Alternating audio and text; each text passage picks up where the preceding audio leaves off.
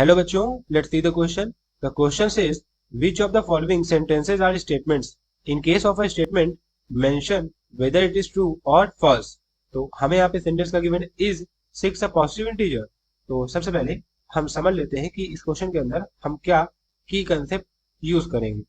Basically इस question को solve करने के लिए हमें नॉलेज होनी चाहिए स्टेटमेंट के बारे में. स्टेटमेंट क्या कहते हैं, स्टेटमेंट किसे कहते हैं, इसको आइडेंटिफाई कैसे किया जाता है. तो स्टेटमेंट बेसिकली एक तरह का सेंटेंस होता है. It is a type of sentence.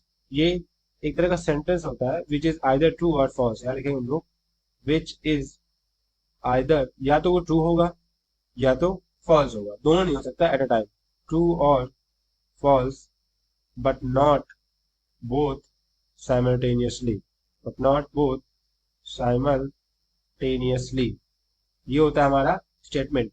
अब अगर हम यहाँ पे देखें क्वेश्चन में, तो क्वेश्चन में हमको क्या गिवन है, यहाँ लिखेंगे हम लोग गिवन इज 6 पॉजिटिव इंटीजर. ये हमको बेसिकली एक सेंटेंस गिवन. अगर ध्यान से देखो तो ये एक तरह का क्वेश्चन है, ये एक तरह का क्वेश्चन है. तो यहाँ हम लोग बोलेंगे it is a type of a question since given sentence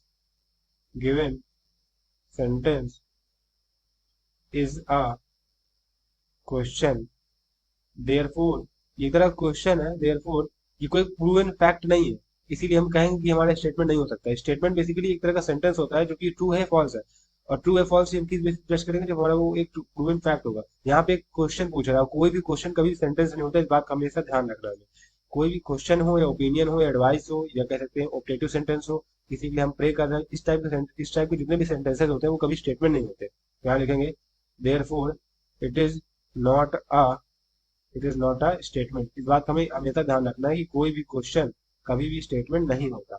क्या लिखेंगे, therefore the final answer of this question is it is not a statement. I hope you have understood everything very well. Thank you and all the best.